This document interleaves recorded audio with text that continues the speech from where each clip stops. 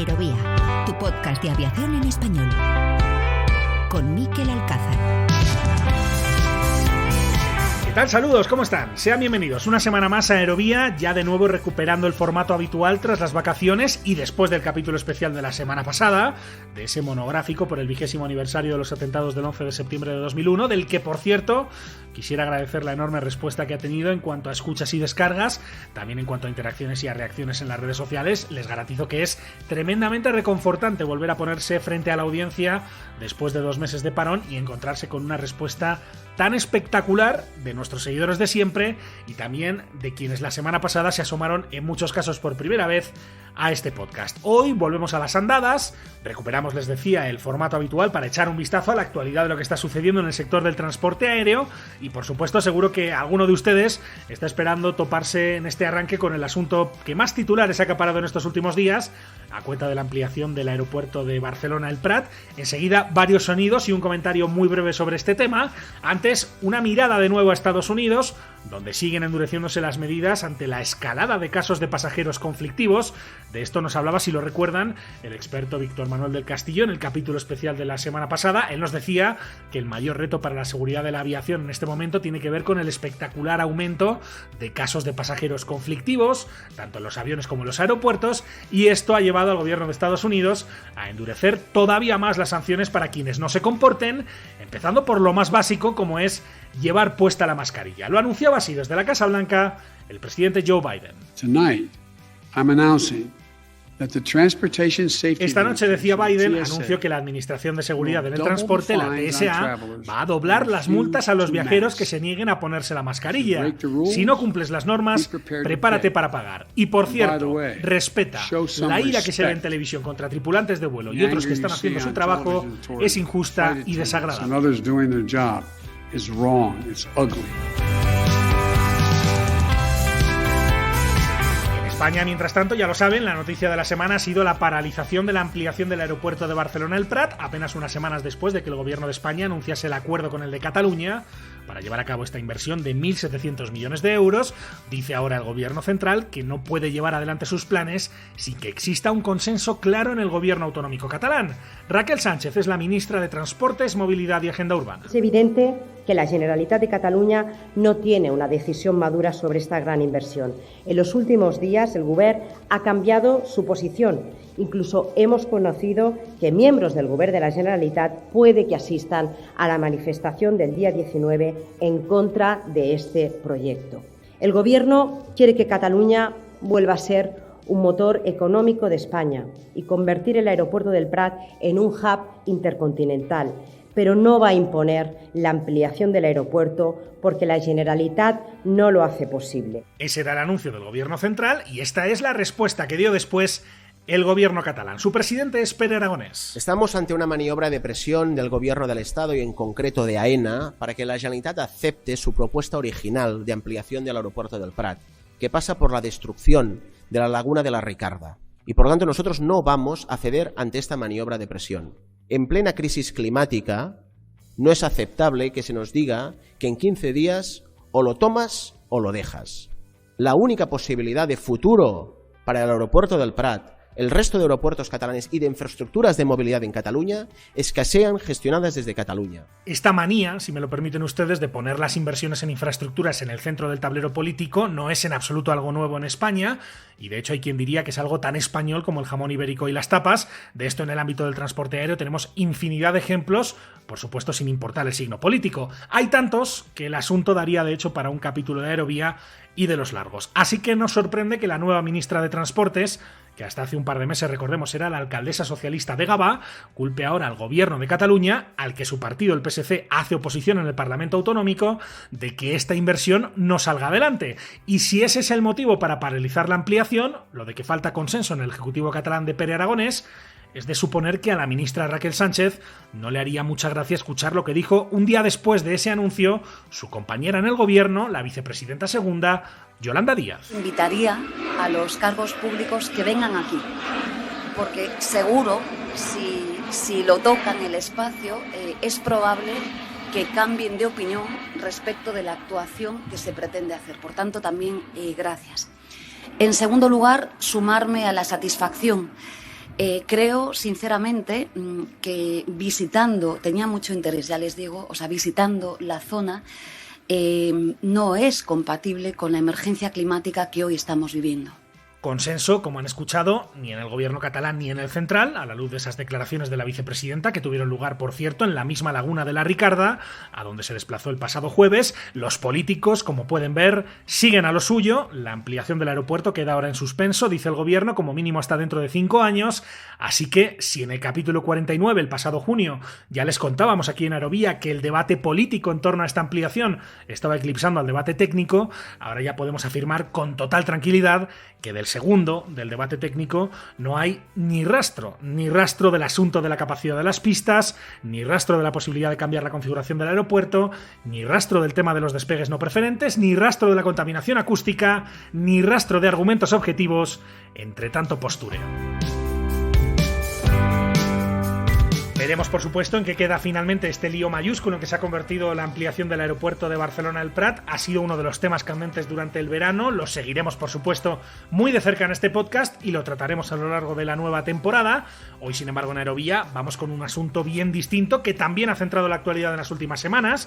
Hablamos de la evacuación aérea, de la evacuación humanitaria que tuvo lugar en Afganistán con participación de tropas españolas. Una misión histórica que vamos a analizar desde diferentes ópticas. Alguna de ellas les prometo que les va a sorprender. Todo esto que les estoy contando va a tener lugar en el regreso a Aerovía de A9Gs, que saben que es nuestra sección dedicada a la aviación militar, y de esto precisamente, de nuestras secciones temáticas, también les queremos hablar en el tramo final de este capítulo, porque queremos presentarles esta semana y la próxima las nuevas incorporaciones de este podcast, los nuevos temas que van a tener un espacio recurrente aquí en Aerovía, y que, por cierto, responden principalmente a los intereses que nos ha manifestado nuestra audiencia en estos meses. Son 5 nuevas secciones que nos van a permitir tratar temas de sucesos, de incidentes y accidentes que han transformado la aviación.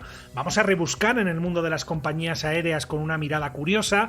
Vamos a tener un rincón dedicado a la aviación general y deportiva, otro dedicado a la innovación y a la tecnología en el sector. También vamos a darle un espacio a la actualidad y a las novedades más relevantes del transporte aéreo en América Latina. Todo esto sin olvidar que nuestro equipo de la temporada pasada continúa al completo, como no podía ser de otra manera, por lo que mantendremos nuestras secciones sobre aviación militar, sobre helicópteros, espacio y drones. Así que hoy les presentamos 2 de estas nuevas 5 secciones que se suman a Aerovía, un proyecto que con su apoyo y fidelidad seguimos viendo crecer y que hoy, como les decía, pone su foco en un país lejano al que todo el mundo ha dirigido sus miradas en estas últimas semanas. Hoy hablamos sobre Afganistán en este capítulo número 52 de Aerovía. Con la colaboración de hispaviación.es, aviación, drones y espacio por y para profesionales.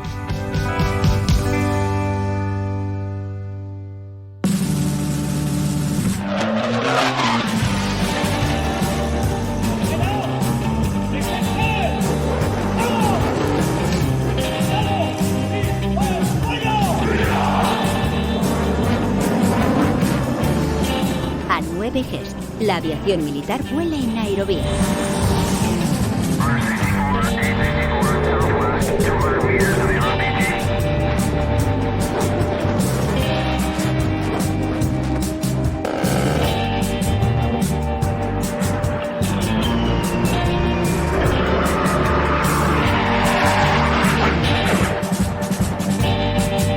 Vuelve a sonar en Aerovía esta sintonía, la de A9Gs, la sección que dedicamos siempre a la aviación militar, un sector que ha vivido unas últimas semanas de mucho ajetreo, principalmente por lo sucedido en Afganistán, donde ha tenido lugar la operación de rescate aéreo más importante de lo que llevamos de este siglo, la toma de Kabul por parte de las fuerzas talibanes, en un avance espectacular que la inteligencia norteamericana desde luego no previó, acabó por provocar la huida de miles de personas, especialmente de extranjeros y también de afganos, colaboradores de los ejércitos extranjeros que han tenido presencia en ese país durante los últimos 20 años. Uno de ellos, por supuesto, es España, y a esa evacuación, a esa operación de rescate humanitario, vamos a dedicar el grueso de esta edición de A9Gs. Dejen en primer lugar que salude a nuestro colaborador, a Luis Martín Crespo, de Hispaviación. Hola Luis, ¿cómo estás? Bienvenido a Aerovía. Hola Miquel, muy buenas tardes. Encantado de saludarte. ¿Qué tal el verano? Nada, todo muy bien, fantástico. Excelente. Esta es la primera edición de A9Gs en esta nueva temporada. Nos tendremos que ir poniendo al día con algunas de las noticias que han tenido lugar durante este pasado verano, sí, en estos 2 meses en los que no hemos tenido capítulos, pero sin duda en estas últimas semanas La actualidad ha girado en torno a lo que ocurría en Afganistán, en torno a Kabul, a esa evacuación de urgencia por parte de los aliados, donde, lo decíamos antes, ha tenido participación España, han tenido participación las Fuerzas Armadas españolas. Sí, es correcto. Todo esto realmente empezó en el mes de julio, pero se intensificó en la segunda quincena de agosto realmente.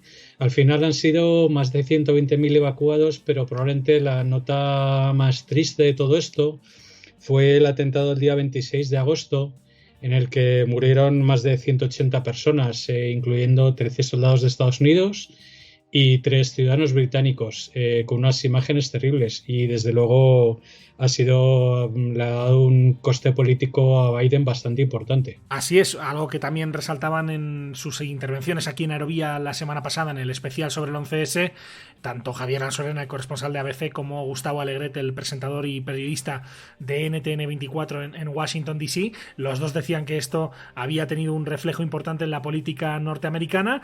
Decíamos una operación de los aliados, donde también ha estado España, evidentemente, y gracias a la intervención de las tropas españolas, creo que al final, si no recuerdo mal, son más de 2.200 personas las que se trajeron para España. Correcto, esa es la cifra, más de 2.200 personas en la mayor operación de rescate del Ejército del Aire de su historia, desplegando los A400M de la 31 y teniendo Dubái como base intermedia, y de ahí volando a Torrejón con aviones de Europa principalmente. Al final se han involucrado más de 170 militares, del ala 31, de Leada, de Operaciones Especiales de Ejército de Tierra, del Mando de Operaciones Especiales de Ejército de Tierra, del MOPS, del CIFAS, personal de apoyo en Torrejón y Zaragoza, sanitarios de la UME, en fin, todo un despliegue para esta labor humanitaria. Pues esa cifra de personas rescatadas que nos contaba ahora Luis Martín Crespo no habría sido posible sin la participación de los militares españoles, entre ellos los del ala 31 de la base aérea de Zaragoza. Vamos a conocer más sobre esto de la mano de uno de los pilotos que participó en esta operación NEO. Su nombre es José Fernández Prados. Capitán Prados, ¿qué tal? ¿Cómo está? Bienvenido a Aerovía. Muy buenas tardes, encantado de estar con ustedes. Un gusto saludarle. Me imagino que ya enfriando un poco el cuerpo después de días de mucha actividad, de mucho cansancio acumulado, supongo. ¿Qué tal la resaca de lo que ha sido esa operación? ¿Cómo lo va llevando? Así es, pues ya más tranquilos, más sosegados en casa y de momento bien, un poco con mal sabor de boca por no haber podido sacar a más gente, a más refugiados. Uh-huh. ¿Qué pesa más? ¿El no haber podido sacar a más gente o el poder decir, bueno, nos hemos traído a más de 2.000 personas, que vistas las circunstancias y lo que pasó y el atentado, sí queda esa impresión de misión cumplida, ¿no? Después de las circunstancias que se vivieron? He de decir que muy contentos o muy satisfechos personalmente porque inicialmente íbamos a sacar entre unas 400 y unas 700 personas, que luego uno mira hacia atrás y cuando dice que hemos podido sacar entre todos las tripulaciones a unas 1.900, pues es un orgullo, ¿no? Y una satisfacción, como he comentado anteriormente. Y es verdad que fue una misión, aparte de emotiva, el toque emotivo que tiene, porque es el rescate de gente que estaba obviamente desesperada por salir de allí. También he de decir que físicamente fue bastante dura, porque se daban las condiciones que volábamos nocturno, volábamos durante la noche para llegar allí justo a la luz del alba a Kabul. Uh-huh. ¿Recuerda exactamente el número de vuelos que hizo Capitán Prados? En concreto, yo realicé 5 vuelos. Que son aproximadamente de 3 horas y media, si no recuerdo mal, entre Dubái y Kabul. Efectivamente. ¿Y qué recuerda de la tensión, me imagino, lo estaba mencionando, ¿no? No es lo mismo volar de día que de noche, no es lo mismo volar en una zona de paz que en una zona de conflicto, evidentemente. ¿Qué recuerdo tiene de eso, de entrar, por ejemplo, al espacio aéreo de Afganistán? ¿Un piloto nota esa tensión acumulada cuando está volando en un espacio como ese? Efectivamente, porque era curioso además, cuando ya estamos con control de Pakistán, una vez que te pasan o te cambian a Afganistán, el controlador te decía que si tenías autorización para aterrizar en el aeropuerto de Kabul, porque había tráficos o aeronaves que se estaban volviendo o que no conseguían aterrizar allí. Y que además que no iba a haber control aéreo, porque no había en Afganistán, no tenía ningún control, hasta que luego estaba cerca más o menos unas 80 millas de lo que era Kabul. Entonces sí que ya se respiraba esa tensión, ¿no? Esa incertidumbre, se palpaba la incertidumbre cuando entras en el espacio aéreo afgano y conforme conforme uno se iba acercando al aeropuerto, pues evidentemente también, sobre todo los primeros días, que el plan de comunicaciones era un poco caótico. La gente de la torre, no sé si funcionarios o los militares que había allí, pues se fueron. No sé si bajo amenaza de francotiradores o qué, pero el caso es que ya no estaba en la torre y simplemente había pues un grupo de marines bajo una tienda de campaña, eran los que controlaban allí radio en Kabul, y ya sí que es cierto que se notaba esa incertidumbre, esa tensión una vez ya se entraba en el espacio aéreo, y luego porque también nosotros nos equipábamos, poníamos nuestro equipo de protección individual con nuestro chaleco y casco para protegernos. Uh-huh.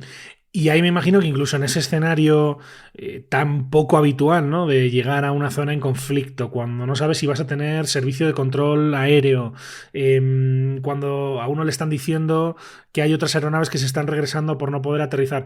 Me imagino que incluso en ese escenario tan hostil, uno tiene el entrenamiento como para saber qué opciones va a tener cuando llegue a su destino, ¿verdad? Efectivamente, gracias a que también nos tocó estar en la misión en la antigua ISAF, entre el 2012 y 2014 me tocó estar un periodo alterno de 6 meses y ya teníamos una idea aproximada de lo que nos podríamos encontrar, de lo que había. Cuando llegamos allí a Kabul, es verdad que yo lo recuerdo como un aeropuerto que está súper limpio, todo ordenado, y luego nada que ver con lo que nos encontramos allí. Pero evidentemente sabíamos que podía haber un control bajo los americanos, con otra aeronave haciendo de mando y control allí en lo que es el área cercana al aeropuerto. Era lo que podíamos esperar, pero tampoco estaba muy seguro de ello hasta que fue el primer vuelo, evidentemente. Uh-huh. Y luego ya una vez cerca allí, pues que estaba allí el marinero con la radio, una vez ya te autorizaba la aproximación, una vez que estabas cerca de aproximadamente unas 4 o 5 millas, él decía que si querías aterrizar era bajo tu responsabilidad. Por decirlo así, no te autorizaba claramente, como obviamente en otros aeropuertos de cualquier parte del mundo. Uh-huh. Luis, preguntas para nuestro invitado, preguntas para el capitán Prados. Sí, hola capitán. Al respecto de un poco lo que está hablando del mando y control y que no sabía si iba a poder aterrizar o no, me gustaría saber un poco cómo es la operación o realmente cómo llevan el tema de las amenazas o posibles amenazas en operaciones como despegue y aterrizaje en una zona de guerra o casi de guerra como ha podido ser Afganistán, ¿no? O sea, ¿a qué se refiere? ¿A qué amenazas podría haber? Sí, en algún momento determinado han tenido alguna amenaza, bueno, pues por RPGs o por algún tipo de amenaza contra el avión, contra la tripulación en las fases de despegue y aterrizaje, etcétera. O sea, vimos, estoy pensando, Luis, de hecho, complementando esa pregunta, vimos un vídeo que creo que además se viralizó de un Hércules francés, un Hércules 1400M, ahora no estoy seguro, y que me perdonen los oyentes porque estoy hablando de memoria, pero activando los flares en despegue, por ejemplo. No sé si porque había algún tipo de amenaza o a modo de despedida, no quedó claro, pero no sé si sintieron algo así en alguna de las operaciones. En este caso, lo que yo tengo entendido de los franceses, no sé si fue un fallo de detección, que suele pasar porque son sistemas muy sensibles. A nosotros nos pasó también operando en Afganistán con el Hércules, con sistema de contramedidas, que en algún momento de la fase de aproximación o durante el despegue, el sistema detecta algún eco o alguna reacción y sí que es verdad que dispensa cuando va en automático. Es sensible, no tiene por qué ser que la hayan iluminado, pero también puede ser que la hayan iluminado con un láser, por ejemplo. Claro. Y nosotros en este caso todavía no tenemos el sistema de contramedidas desarrollado, se nos ha demorado un año por el tema de la pandemia y estamos actualmente desarrollándolo y estamos haciendo las pruebas. Pero aparte de la información que manejamos nosotros de nuestros informes de inteligencia, la amenaza que había era por small arms, que se llama, que es arma de fusilería y ametralladoras ligeras, fusil RPG. Pero por suerte no tuvimos ningún impacto ni ninguna amenaza de fuego directo o indirecto en este caso. Uh-huh. Sí que obviamente pues nosotros vamos preparados con nuestro equipo de protección individual y también tenemos un plan de maniobras evasivas en función de ese fuego posible, ¿no? Directo o indirecto. Uh-huh. Que quiero recordar, sí que hubo un caso de un avión italiano, ¿no?, que había recibido fuego desde tierra, afortunadamente sin consecuencias. Nos decía Capitán Prados que tenía ese recuerdo del aeropuerto de Kabul, de ser un lugar ordenado, limpio, y que esto, en esta última visita, evidentemente, en estas últimas visitas, la situación era distinta, ¿no? ¿Qué se encontraron al llegar a tierra? Nos encontramos, me llamó mucho la atención, muchos grupos de gente esperando para embarcar en los diferentes aviones repartidos a lo largo de toda la plataforma. Kabul es una pista larga, es aproximadamente de unos 11.500 pies Y había tal cantidad de aviones que hasta en la calle de rodaje estaba bloqueada por ciertos aviones que estaban embarcando a gente. Me chocó de manera, vamos, impresionante la cantidad de gente que había para evacuar. O sea, era una evacuación masiva. Y claro, nosotros la ventana inicialmente en tierra era de unos 30 minutos, que luego la aumentaron a 1 hora porque no daba tiempo para nosotros a embarcar, pues inicialmente de unas 55 personas que se embarcó en el primer vuelo hasta luego personal de 140 y 150 personas. O sea, había que ampliar un poquito más esa ventana, pero claro, reducir el tiempo lo mínimo posible. Y recuerdo Kabul como una zona muy limpia, muy ordenada, pues ya que estaba ahí también el cuartel general de la OTAN, digamos que era la joya de la corona, y era un ambiente totalmente caótico también, al lado de la plataforma con basura, coches ahí como tirados, ¿no? Averiados, abandonados. La verdad que era un poco caótico, como una distopía, una película de una distopía. Uh-huh. Ahí habíamos visto imágenes además muy duras, ¿no? De civiles afganos subiéndose al tren de aterrizaje de un C-17 de Estados Unidos, tratando de cualquier manera de salir del país. Y me imagino que esas imágenes uno las ve antes de volar a Kabul. ¿Hay algún tipo de preparación mental o incluso de procedimientos que se repase antes de embarcarse en esa misión, por si al llegar pensaban que podían encontrarse algo similar, que se pudieran encontrar básicamente que estaba la gente descontrolada entrando a los aviones de cualquier manera? Efectivamente, otro de los temores, aparte de la amenaza aérea que pudiera haber, porque es verdad que los informes se manejaba esa amenaza baja por fusilería o materiales ligeras, ya que pues nos habían pasado, sería también las noticias, ¿no? Que habían librado al personal del ISIS de las cárceles, con lo cual también podíamos prever que era imposible controlar a todo el mundo, ¿no? O que nadie, o que alguien con una otra te disparara, así para probar suerte, a ver si hacía tiro al blanco. Y otra de las inconvenientes o de las grandes incertidumbres que teníamos eran las imágenes que se habían visto de la muchedumbre intentando asaltar el avión o subirse. Entonces sí que teníamos preparado un plan de contingencia de cuando estábamos embarcando a todo el personal con los motores en marcha, no parar motores, y luego preparar la cabina inmediatamente para un posible despegue inmediato. Y también llevamos un equipo de seguridad del Escuadrón de Apoyo al Despliegue Aéreo que nos podría dar cobertura en caso de que hubiera sucedido algo así. No sé, Capitán Prado, si ese era justamente el momento de estar en tierra, el de más tensión, para en este caso para los pilotos, ¿no? Si en el momento en el que uno llega y sabe que tiene que intentar salir en el menor tiempo posible, si es ahí donde se acumulaba la mayor parte de la tensión y era donde, de algún modo, los pilotos estaban un poco más maniatados, ¿no? Porque estás en tierra, está el avión, aunque esté con los motores encendidos, me imagino que ya no depende la operativa de uno solo, sino de todo lo que está sucediendo alrededor del avión.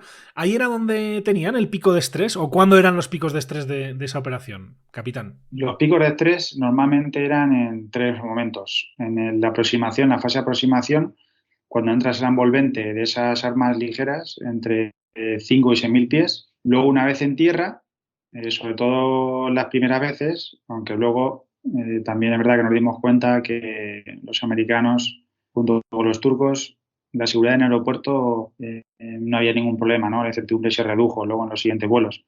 Y luego otra vez durante la fase de despegue, hasta que salimos otra vez de esa envolvente de esos 5 o 6.000 pies, que es el alcance que tienen esas armas ligeras, ¿no? Ametralladoras ligeras. Uh-huh. Luis, más preguntas para el capitán Prados. Bueno, sobre todo una curiosidad más que nada al respecto de la operación cuando habla de que dejaban los motores encendidos. Es realmente saber si afectaba de alguna manera al avión que estuvieran encendidos o realmente eran porque efectivamente como tenían poco tiempo podrían salir en cualquier momento por emergencia, o cuál era el motivo exacto de dejar los motores encendidos del avión. El motivo principal es para evitar una avería en una nueva puesta en marcha. Claro. Ese es el motivo principal, evitar que el avión se averíe por una puesta en marcha que no es que sea a menudo, pero se puede dar. Entonces te quedarías ahí abandonado con el avión parado. Y luego otro de los motivos es la inmediatez que tienes para luego salir cuanto antes. En cuanto embarques a la gente, salir lo antes posible. Eso sí que afecta a los motores, a la temperatura de los motores, el estar ahí una hora con el reflujo de aire, y también afecta a los supervisores de carga y a la gente que está en tierra, porque está continuamente, pues evidentemente, expulsando los gases de los motores, y puede afectar a la gente o podría afectar a los pasajeros, ya que a lo mejor podría desorientarles. por esos gases que está expulsando los motores. Pero el motivo principal es simplemente por evitar que el avión quedara averiado y se quedara ahí abandonado en Kabul, y así pues salir cuanto antes también, agilizar la operación en tierra. Uh-huh. Una vez volando de regreso, Capitán Prados, la A400M es un avión más de carga que de pasajeros, evidentemente, aunque se adapta fácilmente, pero en cabina, cuando uno va volando, va pendiente de lo que está sucediendo detrás, lo deja en manos de otros compañeros. ¿Cómo era un poco la dinámica cuando se estaba en vuelo, cuando ya llevabas al pasaje con destino a Dubái? Tanto en vuelo como en tierra, Miquel, continuamente estamos en contacto radio con los compañeros, con el supervisor de carga, incluso con el equipo de seguridad, de escolta, y nos van comentando cualquier inconveniente que hay durante el vuelo y en tierra también. Sí que les íbamos preguntando de vez en cuando, ¿no?, de cómo iba todo, cómo estaba la gente, y nos iban dando novedades que estaba todo tranquilo, que la gente, la mayoría, una vez estamos ya en línea de vuelo, la gente normalmente se dormía. Uh-huh. Con la tensión acumulada, además, claro, la primera sensación de paz para muchos de ellos después de muchos días, ¿no? Pero, y justamente no sé si esa era la misma sensación que tenían ustedes en cabina al salir del espacio aéreo afgano. Si también había pues no sé, alguien resoplaba diciendo, bueno, ya está, listo, casi todo hecho, ¿no? Sí, así es. Es verdad que cuando ya alcanzamos cierto nivel de vuelo, nivel 200, 250, normalmente volvíamos a esos niveles, ¿no?, a 2.8. Una vez salíamos ya del espacio aéreo afgano, nos desequipábamos, nos quitábamos chalecos, nos quitábamos casco, nos poníamos auriculares, y digamos que uno ya respiraba más aliviado. Esa tensión ya la soltaba uno y respiraba más aliviado, ¿no? Es como ya, bueno, si es un vuelo más tranquilo, ya ha pasado lo peor. Uh-huh. Sí. Para muchos esta operación ha sido el descubrimiento del Airbus A400M como un avión polivalente que puede entrar en casi cualquier sitio, ¿no?, y adaptarse a cualquier misión. Esto no es nada nuevo porque ya lleva tiempo operando para el ALA-31.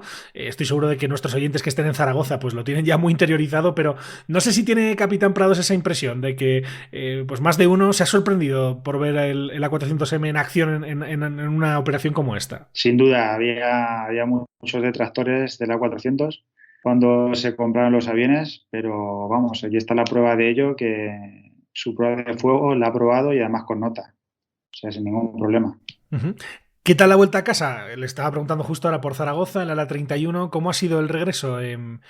Viendo lo que ha ocurrido en Kabul, el atentado, las 13 bajas norteamericanas, supongo que eso siempre mete miedo en las familias, sobre todo, ¿no? ¿Cómo fue el volver a casa? Es evidente, la familia cuando ve las imágenes pues tampoco tiene certeza de en qué parte se ha cometido esos atentados, de dónde vamos nosotros, por dónde nos movemos, entonces siempre se tiene lo peor. Yo una vez que estaba allí, hacíamos saltos a Dubái, que teníamos conexión de datos o podíamos contactar, siempre enviaba un mensaje de tranquilidad diciendo, oye, que estoy por aquí, que todo está correctamente, ¿no? Mi mujer es la que más estaba pendiente, oye, avísame cuando vuelvas, porque le decía, yo no sé si voy a volar o no, no quería tampoco contarle demasiado, pero sí era la que estaba más pendiente, por favor, avísame cuando vuelva, le mando un mensaje. Pero sí, es normal que estuvieran tranquilos. Luego una vez ya aquí en Zaragoza, habla uno con la familia, con los padres, con la mujer, y me decían, oye, ¿y todas estas imágenes que salían y demás?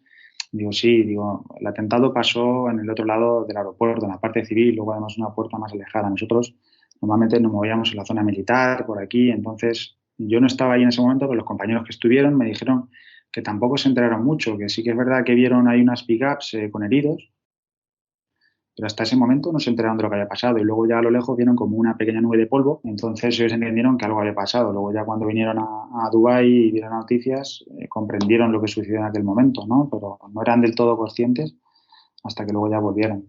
Y es evidente que las familias estaban preocupadas y bueno, pues nosotros intentamos quitarle hierro al asunto y tampoco darle muchos detalles, porque no ayuda a que ellos estén tranquilos. Quizás el recordatorio pues, más emotivo, ¿no?, del trabajo que hacen los militares españoles y que no siempre pues la sociedad conoce o incluso agradece, y por eso quería preguntarle por ese abrazo de reencuentro después de haber estado en esta misión, porque me imagino que ahí se transmiten muchas emociones acumuladas, ¿no?, después de una misión como esta. Así es. Después de la incertidumbre que había, como has comentado, ¿no?, de las amenazas que teníamos por parte de nuestros informes, de inteligencia, pero como digo, siempre es una incertidumbre porque uno no sabe lo que se va a encontrar. Hay que, como decimos aquí en A31, hay que esperar lo mejor y prepararse para lo peor. Claro. Quería terminar la entrevista con una reflexión, más ampliando un poco la mirada, ¿no? Más allá de lo que ha sido esta operación de evacuación exitosa, porque se pudo completar con éxito y sin bajas, pero al final el conflicto de Afganistán ha sido un conflicto en el que España ha estado involucrada pues casi 20 años, donde más de 100 compañeros han dejado su vida. ¿Qué sensación le queda a un militar español marchándose de Kabul en estas circunstancias, dejando atrás a un gobierno talibán en el poder en Afganistán? ¿Qué les ha quedado a ustedes, a los compañeros, después de esos 20 años de misión en ese país? Pues yo tengo sensación de frustración, Miquel, frustración, desasosiego y pena por los meses que hemos pasado allí y, como bien dices, por los compañeros que han muerto y que han dejado la vida para defenderlos y para defender los derechos humanos, como es los valores, ¿no?, que tenemos en Occidente. Y siente uno frustración y pena, porque el trabajo realizado allí parece que no ha servido para nada. Y, de hecho, no ha servido para nada, puesto que están en el poder los que fuimos allí a quitar, ¿no?, o a derrocar, sí, por decirlo de alguna manera. Pues es sin duda un análisis duro, pero muy razonable a la vista de los acontecimientos, y que queríamos repasar con uno de estos protagonistas de esta operación Neo, en la que el Ejército del Aire ha tenido un papel fundamental. Lo hemos hecho con José Fernández Prados, que es capitán del ala 31, piloto de la 400M en la base aérea de Zaragoza. Capitán, ha sido un placer charlar con usted. Muchísimas gracias por su tiempo, por estar con nosotros en Aerovía, y ojalá las próximas misiones que le encomiendan al ala 31, que además tiene un lema que es muy claro, ¿no? Lo que sea, donde sea y cuando sea, pues que sean más agradables y que siempre se cumplan con éxito. Muchísimas gracias por todo. Miquel, Luis, muchísimas gracias a ustedes y un saludo. Gracias. Muchas gracias, un saludo.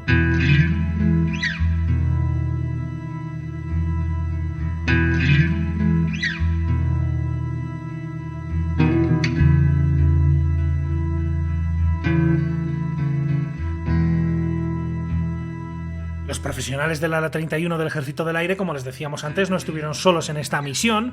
La expedición española estuvo conformada también por otras unidades de las Fuerzas Armadas. Otra de las destacadas fue el EADA, el Escuadrón de Apoyo al Despliegue Aéreo, un escuadrón con sede en la base aérea de Zaragoza, al que se le encomienda apoyar la defensa, el despliegue y el mantenimiento de las condiciones de operación de las unidades aéreas del Ejército del Aire, lo que, trasladado a la misión de Afganistán, se tradujo principalmente en salvaguardar desde la primera línea no solo que la operación de estos A400M pudiera hacerse sin sobresaltos, sino principalmente que pudieran venir a España los refugiados y los extranjeros que contaban con el permiso para embarcarse en uno de estos vuelos. Hemos charlado con Rebeca Sánchez Juan, ella es sargento de EADA, y nos contaba en primer lugar cómo le llegó el aviso de que debía hacer la mochila para salir hacia Afganistán. Pues me avisaron un domingo por la noche para salir el lunes por la mañana.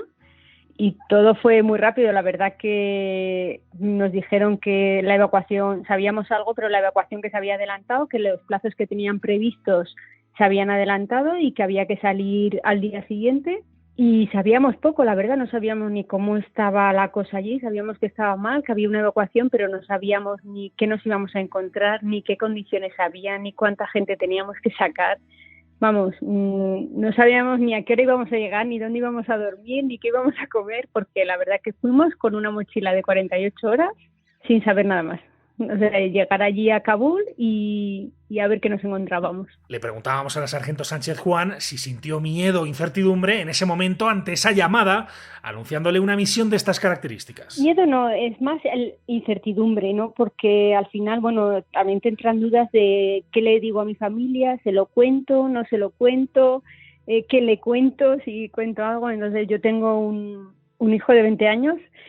Y bueno, al final pues no sabía muy bien qué contarle, qué no contarle. Al final decidí contarle que me iba y cuál iba a ser nuestro trabajo, que era intentar evacuar a toda la gente que pudiéramos. pero no le di muchos detalles porque tampoco quería que se preocupara en exceso. Cuando esa misión se estaba poniendo en marcha, las imágenes de los refugiados afganos invadiendo el asfalto de la pista, las calles de rodaje del aeropuerto de Kabul, ya habían dado la vuelta al mundo, especialmente la de los afganos que trataron de aferrarse al tren de aterrizaje de uno de esos C-17 norteamericanos, muriendo en el intento, imágenes de un caos que afortunadamente ya se había resuelto cuando llegaron allí las tropas españolas. Cuando nosotros llegamos, ese caos ya no existía, porque los americanos ya habían puesto orden y entonces la parte donde estaban todos los civiles días antes la habían despejado y estaba controlada por los americanos. Entonces nosotros cuando llegamos allí, ese caos no existía en lo que es la zona del aeropuerto civil. Sí que es cierto que estaban todos los americanos con vehículos apostados en la zona militar para que no pudieran pasar, pero no había personal. Habían desalojado, los talibanes habían desalojado y los americanos habían cercado la zona militar y entonces no podía entrar nadie. Pero no había un caos. O sea, tú no sentías que al otro lado de la pista, ¿sabes? Pues bueno, estaba allí, que era tierra de nadie, que decimos nosotros, pero ya está. Pero no había un caos, vamos, no había caos. Y una vez en Kabul, ni un minuto de respiro, los militares de EADA se pusieron inmediatamente manos a la obra. Nos lo cuenta la sargento Sánchez Juan. Pues mira, lo primero que bajamos del avión y lo primero que tuvimos que hacer es hacer el screening de 50 personas que se subían al avión. O sea, nada más bajarnos fue dejar la mochila que llevábamos de 48 horas y ponernos a trabajar porque había 2 filas de gente esperando subir al avión que nosotros nos habíamos bajado para irse para España. Entonces, nada más bajar, mochila al suelo y a hacer el screening de las personas para que ellos se pudieran ir a España. Conversación con Rebeca Sánchez, con esta sargento de EADA, el Escuadrón de Apoyo al Despliegue Aéreo, que nos describía así las escenas que se encontraron nuestros soldados en Kabul. Había 2 puertas, ¿no? Una era Abbey Gate y la otra East Gate. Y en East Gate, al principio, los primeros días estuvimos en esa puerta y la gente que sacábamos de allí era gente que llevaba muchas horas esperando a ser sacada, deshidratada. En cuanto notaban que habían salido y notaban tus brazos, se te caían en los brazos, desesperación por querer salir de allí y a la vez como alivio de decir, ya estoy aquí dentro, esto ya era otro paso más para poder irme fuera aquí de Afganistán. Entonces, bueno, las mujeres sobre todo, pues que es la parte que a mí más me ha tocado, ¿no? Porque es la que más he vivido, desesperación, sobre todo porque muchas han perdido a sus hijos, han perdido a familiares y bueno, pues al final las mujeres como que lo viven de otra manera, ¿no? Entre esas escenas de desesperación, nuestros militares obviamente no se podían permitir bajar la guardia. Escuchamos lo que nos contaba la sargento Sánchez Juan. Sí, vamos equipados todo el tiempo. O sea, tampoco es que no sabíamos lo que nos íbamos a encontrar, cuál era la situación. La verdad que íbamos un poco a ciegas. Llegamos allí con lo puesto y a ver qué era la situación que nos encontrábamos. Pero sí, tú vas preparado para cualquier cosa. Eran continuos los disparos. Eso sí, desde que llegamos se escuchaban disparos continuamente en las puertas. O sea, eso era, y estuvieras donde estuvieras, en la parte que estuvieras del aeropuerto, los escuchabas continuamente. En cualquiera de las puertas había disparos. Era algo habitual. Todo esto ocurría en el aeropuerto de Kabul, donde los militares españoles pudieron verse de cerca con el enemigo de estos últimos 20 años, con los talibanes. Nos lo cuenta Rebeca Sánchez. Todos los días, sí, porque en las puertas estaban los talibanes. El flujo de gente que dejaban pasar, que dejaban llegar hasta las puertas, lo controlaban los talibanes. Entonces, todo el mundo que llegaba a las puertas se dejaba porque había un control un poco antes de llegar a esa puerta, había un control talibán y al que le tenían que enseñar los papeles.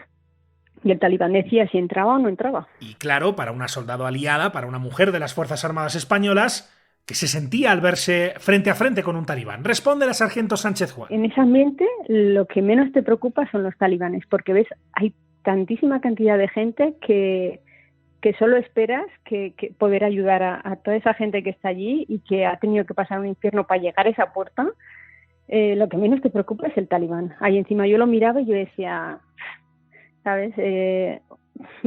Pues otro más, ¿sabes? Está allí, mientras que él sabía que no podía hacer que no nos podía hacer nada a nosotros y nosotros no le podíamos hacer nada a él, porque pues al final pues puedes crear allí un conflicto innecesario en una puerta y pues ser peor la situación en la que ya era, ¿no?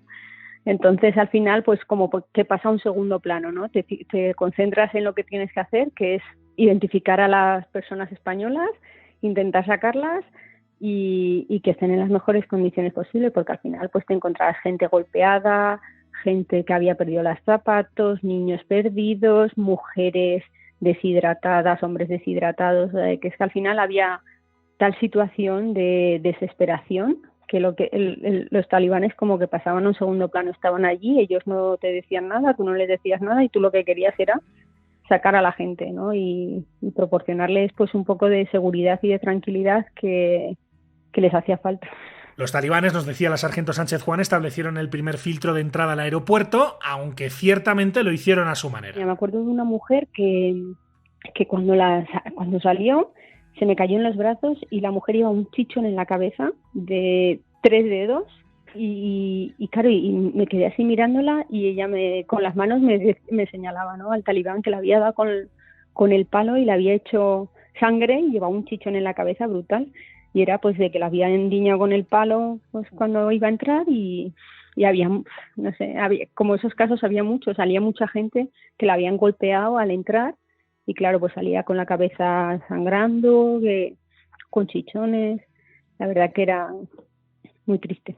Son declaraciones de la sargento Rebeca Sánchez de Leada, del Escuadrón de Apoyo al Despliegue Aéreo, que estaba en el aeropuerto de Kabul el día en que se produjo el fatídico ataque suicida que dejó más de 180 muertos, entre ellos 13 soldados norteamericanos. ¿Nos lo cuenta así? Estábamos en el aeropuerto, no estábamos en ese momento, por lo menos mi equipo no estaba en ese momento cerca, estuvimos trabajando hasta 2 horas antes, allí justo en ese punto donde hubo el atentado, pero vamos, los americanos nos dijeron que había muchas probabilidades de que hubiera un atentado, pero nosotros en ese momento no estábamos allí, ya estábamos en otra zona con el personal, entonces no nos pilló cerca. Es más, nos enteramos por las noticias y por la familia, porque nos escribieron. A mí, yo me enteré antes porque me escribió mi familia y me dijeron, ¿no, estás bien? Y yo, sí, es que ha habido un atentado. Y al momento llegaron las noticias. Pero nosotros nos sentimos, desde donde nosotros estábamos, nos sentimos el atentado. La llegada de las noticias del atentado, el impacto que causó, lógicamente, incrementó la permanente alerta de los soldados españoles. Nos lo cuenta Rebeca Sánchez. Cuando hubo el atentado, sí que dieron aviso al momento de avisarme a mi familia, sí que dieron aviso por megafonía del aeropuerto. Entonces, claro, ya te pones alerta y dices, hostia, ¿qué ha pasado, no? Y entonces pues ya te equipas y bajas porque realmente teníamos la noticia, pero no sabíamos exactamente qué había pasado, si habían pasado el perímetro, si habían entrado en el aeropuerto. Y claro, estás un rato ahí expectante hasta que, bueno, ya vienen tus jefes y te dicen, ¿no? Oye, nos han dicho los americanos que ha sido un atentado, que no han traspasado el aeropuerto y ya te empiezan a dar novedades pues de todo lo que va ocurriendo dentro de la base y fuera de la base. Fueron días, como pueden escuchar, muy difíciles sin duda para nuestros soldados, que al final cumplieron su misión con éxito, pudieron traerse a España más de 2.200 refugiados, pero claro, como decíamos antes, es inevitable acordarse de las 2 décadas de presencia aliada en Afganistán y sobre todo de las vidas que se dejaron allí los soldados españoles durante este conflicto. La sensación difícilmente podría ser más agridulce. Rebeca Sánchez es sargento de Leada del Ejército del Aire. Bueno, en verdad pasa un segundo plano. Lo que te queda es más, a mí la sensación cuando me iba de allí era de... Hubo mucha gente que por circunstancias, porque el tiempo teníamos un factor que era el tiempo, que teníamos un límite hasta el día tal, a tal hora, y ya toda la gente que no pudimos sacar, pues ahí se quedó esperando. Entonces te queda la sensación de, y si hubiera sacado más gente, y si hubiéramos tenido más tiempo, pero bueno, al final estás cumpliendo órdenes, has hecho todo lo que posible, llegamos allí para sacar a 500 personas, al final sacamos a 2.200.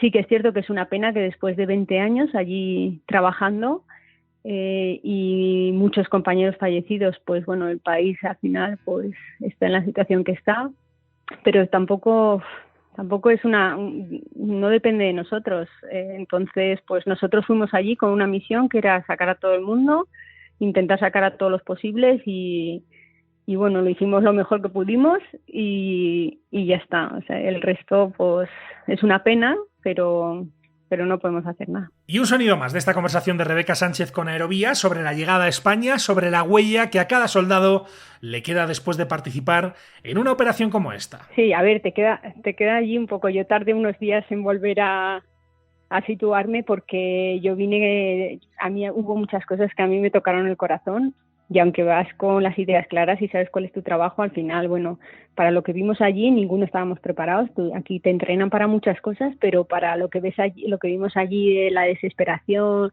humana, para eso no te entrenan, ¿no? Entonces, bueno, al final todo eso, pues, al cabo de los días, pues te toca el corazón, y cuando llegas aquí, pues bueno, tardas unos días en gestionarlo, sí, tardas unos días en gestionarlo, porque al final, pues, te vienen muchos recuerdos, había muchos niños muy pequeños, había una mujer, me acuerdo, que tenía a su hijo 4 días, había dado a luz de camino a la puerta. En el transcurso, venía de un pueblo, y en el transcurso de ir a Kabul, dio a luz y llegó a la puerta cuando su hijo tenía 4 días.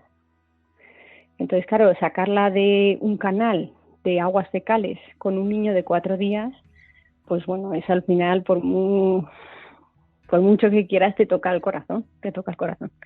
Entonces, bueno, tardas unos días en gestionar todos esos sentimientos y todos esos recuerdos, pero bueno, al final, poco a poco, pues va pasando los días y lo llevas mejor. 2 testimonios, el del capitán Prados, del ADA 31, el de la sargento Sánchez Juan, del EADA, del Ejército del Aire. 2 testimonios que ejemplifican muy bien lo que ha sido esta misión difícil, durísima, para los militares españoles, a quienes esta semana pasada era el rey quien ofrecía este agradecimiento en una visita al mando de operaciones. Escuchamos lo que les decía Felipe VI. Sé que no buscáis más que la satisfacción del deber cumplido, que os mueve el honor de servir a España y a los españoles, ayudando también a otros países, y que al decir misión cumplida sentís la emoción de vuestro juramento de hace mucho tiempo a la bandera, y la alegría de saber que para todo ello merecen la pena los esfuerzos, los desvelos, los sacrificios y la permanente entrega que representan vuestras vidas. Nada más, muchas gracias, y continuamos la visita.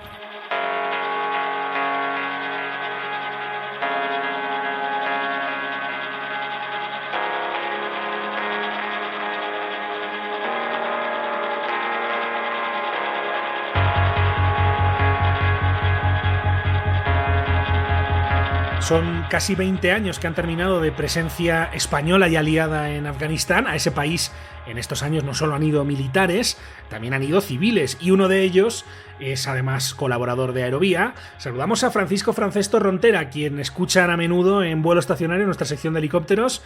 Paco, ¿qué tal? ¿Cómo estás? Bienvenido a Aerovía. Hola, buenas tardes, Miquel. ¿Qué tal el verano? Muy bien. ¿Todo bien? Muy bien, muchas gracias. Me alegro, como muchas siempre. Gracias. Sí. Paco, me imagino que habiendo estado en Afganistán, además creo que estuviste un par de veces, pues lo que ha pasado estas últimas semanas, lo verías con una atención especial, ¿no? Así es. Hay que verlo con atención especial, sobre todo pensando en el gran problema que esto supone, y en el gran fracaso también que ha supuesto para Occidente y para estos países que nos llamamos avanzados, ¿no? Uh-huh. Pues, es una lástima. ¿Qué recuerdo tienes de aquellas experiencias en Afganistán? Primero, recordemos a los oyentes, ya lo hablaste de hecho en el capítulo 50, en el que pudimos conoceros a todos los colaboradores un poco mejor, pero allí estuviste haciendo un trabajo de reportero, digamos, con el Ejército de Tierra, ¿verdad? Eso es, yo estuve en 2 ocasiones, y en aquel entonces estaba preparando un libro para las Fuerzas Aeromovibles del Ejército de Tierra, y estuve empotrado con la SPUEL, que era la unidad de helicópteros que tenía España, unidad de helicópteros del Ejército de Tierra que tenía España para colaborar en la misión. Eso es. Porque de hecho estamos hablando en este capítulo mucho del Ejército del Aire, porque evidentemente el protagonismo en esta operación Neo ha sido del Ejército del Aire mayoritariamente, que son quienes se han estado encargando de esa evacuación humanitaria, pero en realidad, si analizamos la presencia del Ejército español, de las Fuerzas Armadas en ese país en estos casi 20 años, Paco, creo que es importante resaltarlo, el Ejército de Tierra es el que ha tenido más protagonismo y más presencia, ¿no? Sí, podríamos decir que dentro de la operación ISAF, el contingente de fuerza mayoritario que aportaba España pertenecía al Ejército de Tierra, sí. Y ese Ejército de Tierra mantenía desplegados helicópteros, que al final del operativo llegó a tener hasta 6 desplegados. Uh-huh. Nos contabas en aquel capítulo 50, para quien no lo haya escuchado, que en Afganistán os engancharon, ¿no? ¿Nos puedes explicar un poco qué es esto y en qué consiste aquello? Sí. Además fue la primera vez que estuve allí. El primer vuelo que hicimos desde Herat a Calinao, que era la base que tenía la base española al norte de la provincia, bueno, se pasa el paso de Sazak, que es un puerto de montaña, que en aquel entonces, pues bueno, más que por insurgencia, estaba amenazado por piratas puros y duros, ¿no? Pero bueno, durante uno de los vuelos, llegando ya casi a Calinao, el alertador del helicóptero pues avisó de que habían enganchado al helicóptero. Enganchar significa que lo habían apuntado con un misil, ¿no?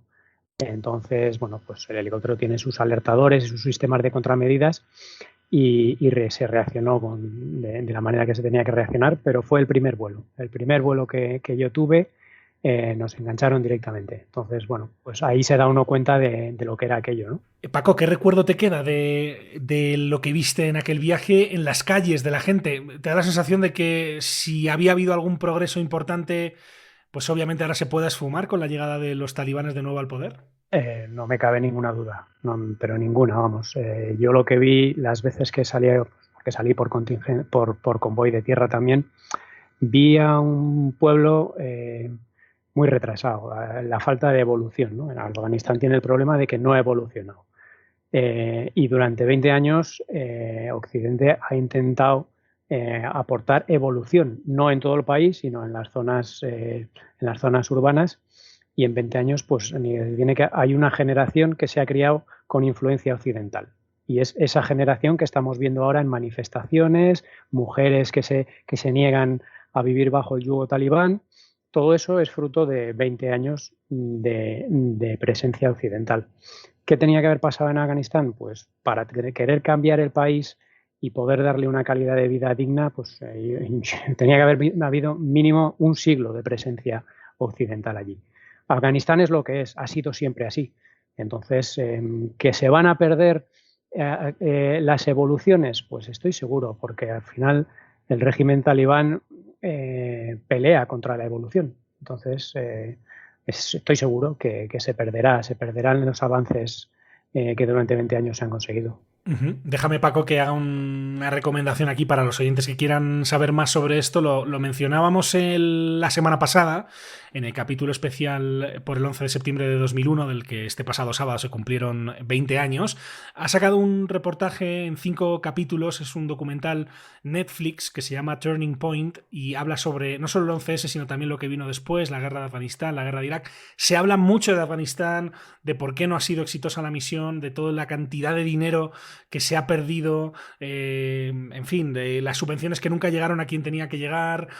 Se habla incluso, creo que, de cleptocracia en el gobierno afgano, y creo que es muy interesante y que puede complementar muy bien lo que estamos haciendo aquí en este análisis contigo, Paco, para quien esté interesado. Como digo, Turning Point está en Netflix y de verdad que son 5 capítulos que, en fin, dejan sin duda, sin palabras. Dejo que te pregunte Luis, que está aquí con nosotros, que está haciendo su sección también, a 9 veces. Luis, adelante. Hola, Paco.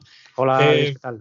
Quería preguntarte un poco al respecto de lo que se han encontrado los afganos cuando han llegado allí, pues un montón de material militar tirado, un montón de cosas que a lo mejor pueden aprovechar de alguna manera, y entre ello helicópteros, ¿verdad? ¿De qué manera tú crees que eso se puede volver a reactivar, o si crees que realmente ya es pura chatarra? Bueno, realmente no sé la flota.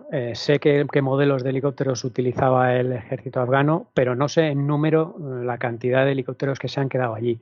Hemos visto imágenes en las que, si se mira con detalle, se han encargado de inutilizarlos de maneras muy concretas. Aparte de repartir las palas, pues les han quitado empuñaduras de cíclicos y demás, que bueno, que eso hace muy complicado que el helicóptero vuelva a ser operativo. Aún así, hemos visto imágenes de un Black Hawk volando.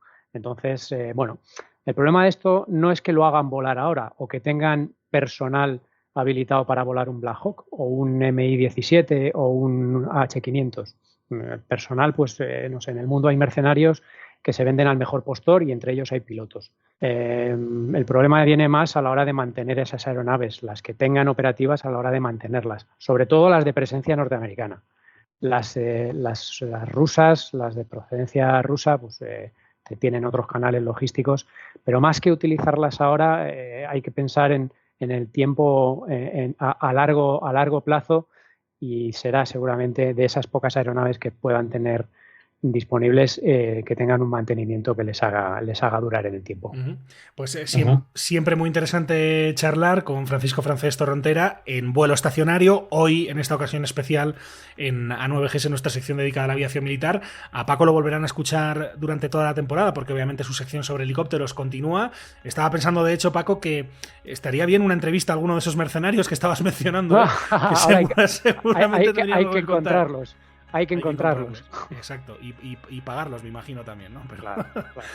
Paco, ha sido un placer, muchas gracias. Nos escuchamos muy pronto aquí de nuevo, que tenemos también ahí temas muy interesantes para abordar del ámbito del ala rotativa. Muy bien, gracias a vosotros. Un abrazo. Hablamos. Otro para vosotros.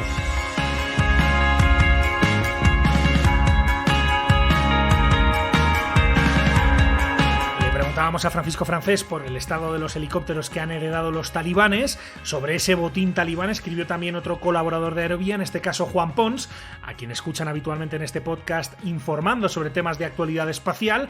Ya saben que Juan Pons es, entre otras cosas, coronel del Ejército de Tierra en la Reserva, y de hecho en uno de sus últimos artículos en Atalayar hablaba precisamente sobre todo esto que los talibanes han heredado después de recuperar el control del país. Nos lo cuenta Juan Pons. Lo primero que hay que aclarar es que el parque de armamento de las Fuerzas Armadas de Afganistán, las que han capturado los talibanes, estaba integrado en su mayoría por armas rusas y norteamericanas. Las armas de las que se han apoderado los talibanes son cientos de miles de fusiles, ametralladoras ligeras y pesadas, lanzagranadas, cuyo estado operativo es prácticamente óptimo, ya que su mantenimiento es sencillo.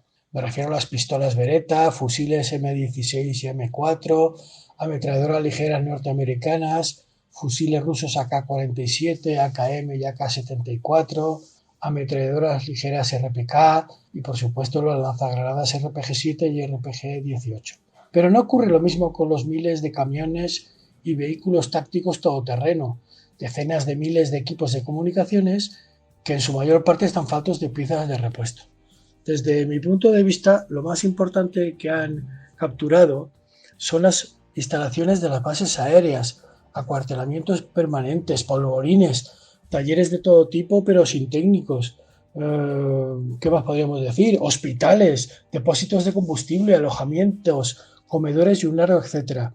Esa es la clave y lo importante que han capturado. El resto es básicamente armas ligeras y material rodante en un estado muy falto de mantenimiento y sin repuestos, como ya he citado. Y todo esto sin olvidar que además de helicópteros, los talibanes ahora también disponen de aeronaves. Le preguntábamos precisamente por este tema a Juan Pons sobre cuál es el estado de la nueva Fuerza Aérea Talibán. Pues lo definiría como deplorable por falta del mantenimiento adecuado. Hay que tener en cuenta que las empresas contratistas que se encargaban de tener operativa la flota de aviones y helicópteros hace meses que se marcharon.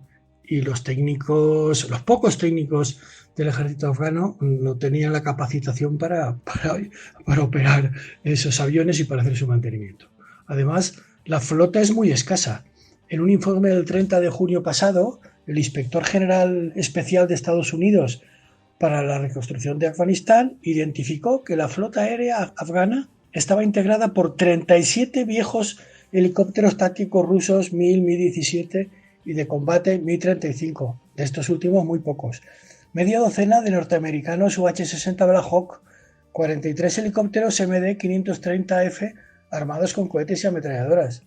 Bueno, y si hablamos del parque de aparatos de ala fija, eran unos pocos aviones de transporte C-130H Hércules, aviones Cessna C-208 Caravan, su derivado militarizado AC-208 y unos pocos ejemplares del Embraer MB-314, rebautizado A-29 Super Tucano.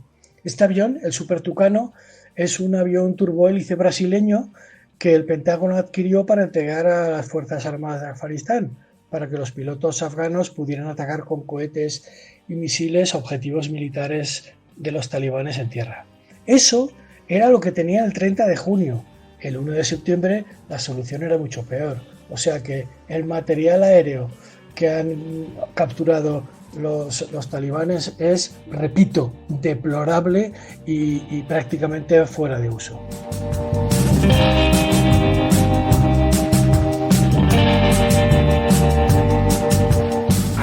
repaso detallado sobre lo que ha sido esta operación de evacuación aérea de Afganistán, con el trabajo siempre heroico y a menudo no reconocido de las Fuerzas Armadas Españolas, que hemos repasado y destacado con todas estas voces de auténtico lujo. Teníamos algunos contenidos también muy interesantes guardados para contarles en este regreso de A9Gs aquí a Aerovía, entre otras cosas porque el sector nos ha dejado también otras noticias de impacto, como ese pedido por parte de India de Casa C295 de Airbus, que tiene impacto en el fabricante europeo, específicamente en España.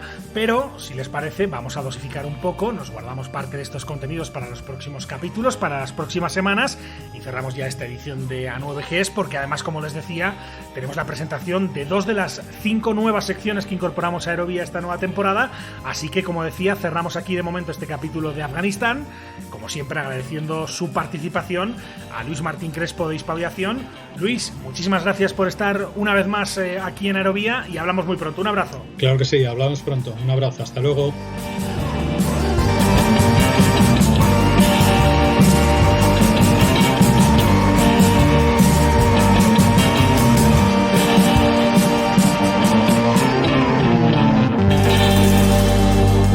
Seguimos, como les decía, tenemos presentación, nos arreglamos, nos ponemos guapos y vamos ya a presentarles 2 de las 5 nuevas secciones de Aerovía.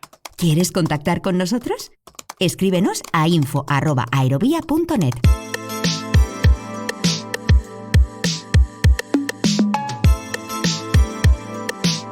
El mejor análisis de los sucesos que transformaron la aviación desde una perspectiva contemporánea. Safety First en Aerovía.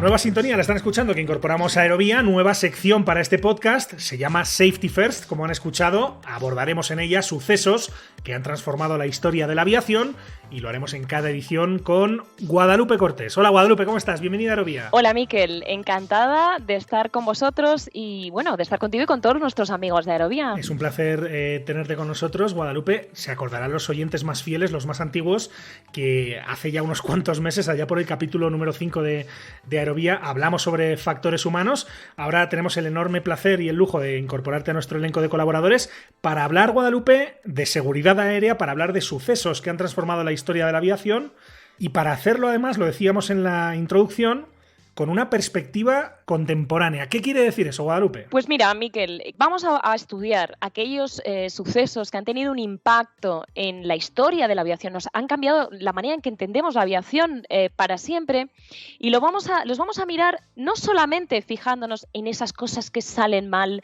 en buscar causas técnicas y humanas como causas de los accidentes o incidentes exclusivamente, sino vamos a tener esa perspectiva que hablamos contemporánea, que quiere decir que vamos a mirar la aviación como un sistema complejo donde no siempre sus partes se pueden descomponer. Vamos a tener también esa visión proactiva de la seguridad aérea basándonos en esa comprensión de por qué las cosas salen bien, lo que significa entender las actividades diarias. Es decir, el desempeño de los individuos es siempre variable, pero esa habilidad que tienen las personas para realizar ajustes es precisamente nuestra contribución humana, que es esencial a las operaciones. Así que, bueno, vamos a intentar explicar todo esto a lo largo de los siguientes capítulos de esta sección Safety First. Claro que sí. Y lo vamos a hacer además con protagonistas también de primer nivel. De hecho, el primero que tenemos apuntado, que no lo vamos a tratar hoy porque hoy solamente estamos presentando la sección, lo haremos dentro de unas semanas, vamos a hablar de un suceso, precisamente no es un accidente, ¿no? Es un suceso que involucra una 380 y que es un suceso muy interesante, ¿no, Guadalupe? Pues efectivamente, Miquel, vamos a empezar hablando del vuelo de Qantas 32 y me dirás, bueno, ¿qué tiene de especial ese vuelo? Bueno, no, te voy a adelantar que gracias al gran trabajo de la tripulación, incluyendo alguien extra que no estaba, que de alguna manera se incorporó a ayudar, pues los pasajeros consiguieron aterrizar sanos y salvos. ¿Qué pasó en ese vuelo? pues si os interesa saber más de ese caso, pues tendréis que conectaros al siguiente episodio de Aerovía. Muy bien, eso es lo que llaman cebar el contenido. Perfecto, lo dejamos así pendiente para que los oyentes sigan muy atentos a los próximos capítulos de Aerovía, para que se vuelvan a encontrar pronto con Safety First, con esta nueva sección que estamos presentando. Y por cierto, Guadalupe, para quien no se acuerde de ese capítulo 5, para quien no lo haya escuchado, para quien no estuviera conectado aquel día que tú ya estuviste aquí en Aerovía, tú eres controladora aérea, eres experta en factores humanos, eres miembro del grupo de alto nivel sobre factores humanos de Canso, así que te pregunto también, para que te conozcan un poco mejor los oyentes, ¿de dónde te viene esa pasión por los factores humanos? Pues mira, quiero aprovechar este momento para hacer un tributo y dar las gracias a uno de los grandes maestros de los factores humanos a nivel mundial, es el doctor Robert Lee. Tuve la fortuna de tenerlo como profesor en un curso, me transmitió esa pasión que después de tantísimos años en los que él ha participado en las comisiones de investigación de accidentes más importantes a nivel internacional, pues nos explicaba qué cuestiones son importantes desde el punto de vista de factores humanos.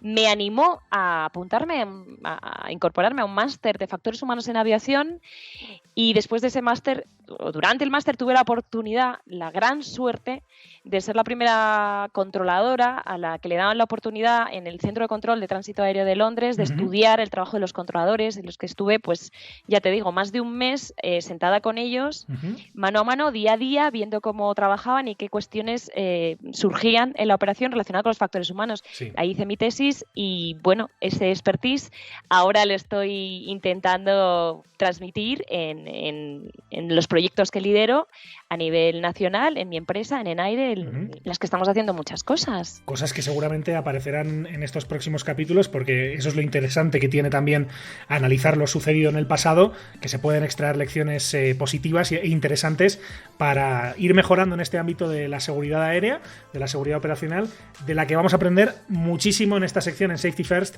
con Guadalupe Cortés.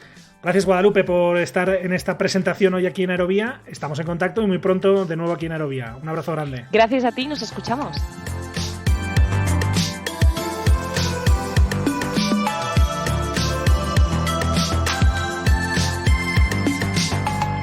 Y de un tema como es la seguridad aérea, vamos a una región. México, buenos días. Arribo 52, libera vía Alpista, 7 autorizado. Aviación Latina. Copa 317, Panamá, aproximación de 100. Un repaso a la actualidad del sector del transporte aéreo en Latinoamérica. Habana, buenas tardes, de vuelo 13. India, recibido, servicio radar terminado.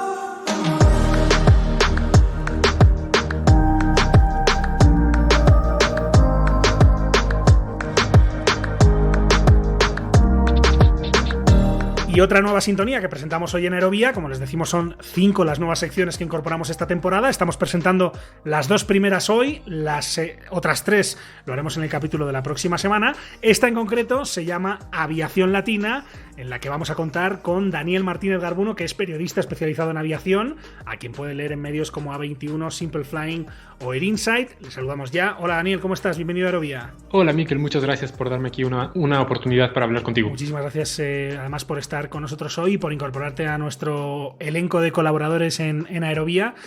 El título de la sección es Aviación Latina. No, el premio de la originalidad no nos lo llevamos este año, ¿no? Claro, pero bueno, lo que importa es lo que vamos a decir aquí, ¿no? Bueno, por cierto, todo bien, ¿no? En México, que ha habido estos últimos días huracanes, inundaciones, un terremoto. Ya estáis acostumbrados, ¿no? Sí, ya nos acostumbramos a vivir así, pero no, afortunadamente todo bien. Hay algunos daños materiales. Me parece que una persona falleció por lo del sismo, pero en general nada como lo de hace 4 años. Hace 4 años fue una tragedia. Pero no, sí, todo bien. Luego. Aquí es llamativo, ¿no? Después de un terremoto de 7,1, que la verdad, y lo puede decir quien les habla, que la cosa se mueve el piso, se mueve el suelo. Es bastante impresionante. En realidad, a los 2 minutos ya estaba el aeropuerto operando con normalidad. Es bastante llamativo eso, ¿no? Que si hubiera pasado en cualquier otro sitio, seguramente las afecciones serían mucho mayores. Pero digamos que en esta parte del mundo se vive con eso, ¿no? Sí, estamos acostumbrados, ya sabemos cómo reaccionar, es una parte de nuestras vidas. Exacto.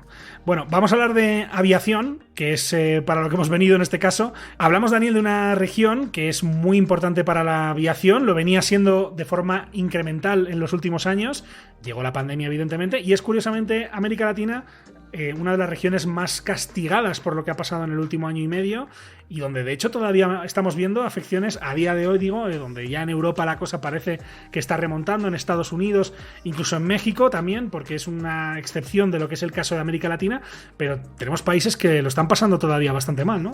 Claro, ¿no? Por ejemplo, el caso de Argentina, ¿no? Que lleva pues año y medio casi completamente cerrado, dejando entrar nada más 2.000 pasajeros por día o menos, ¿no? Pero bueno, también están todas las aerolíneas en capítulo 11, Avianca, LATAM, Aeroméxico.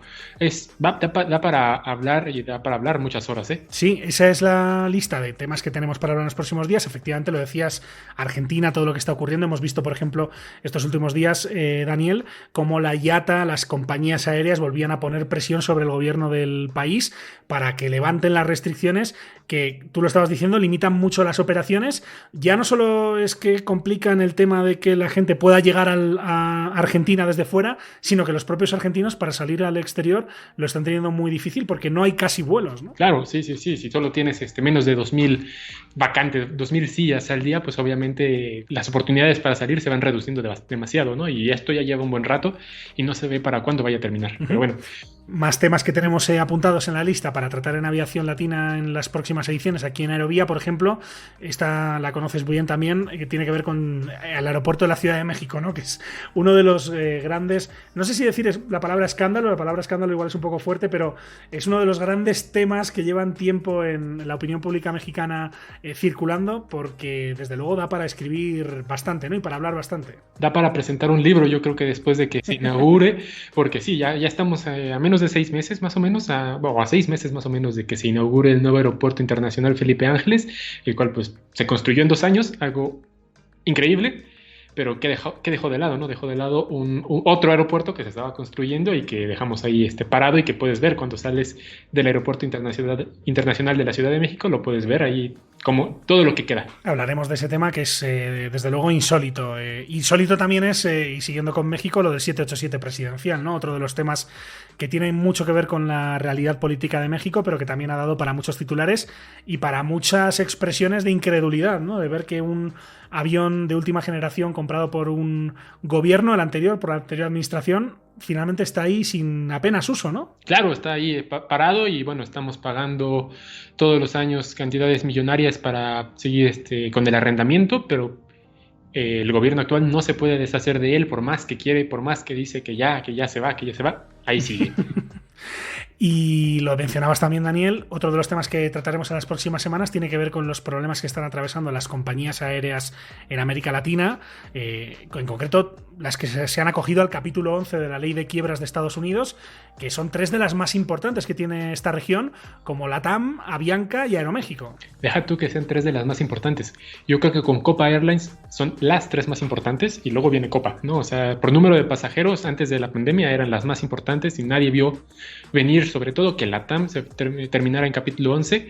Podía preverse un poco más en el caso de Avianca por todos los problemas económicos que traía desde antes, e igual en el caso de Aeroméxico, pero ha sido sorprendente. Y no solo ellas, ¿no? También han desaparecido otras aerolíneas latinoamericanas, como es el caso de Interjet, aquí en México. Son compañías de unas dimensiones muy grandes, lo que da buena cuenta de la importancia que tiene el sector en esta región, una región también muy importante, América Latina, con millones de puestos de trabajo en el sector del transporte aéreo, con una aportación de miles de millones de dólares a los productos interiores brutos de cada uno de estos países. Así que sin duda vamos a tener muchos temas para tratar en esta sección, en esta Aviación Latina, en la que contaremos en cada edición con Daniel Martínez Garbuno, periodista especializado en transporte aéreo de medios como A21 Simple Flying. Daniel, muchísimas gracias por este debut ya como colaborador y hablamos muy pronto. Un abrazo. Gracias a ti, Miquel, hablamos pronto.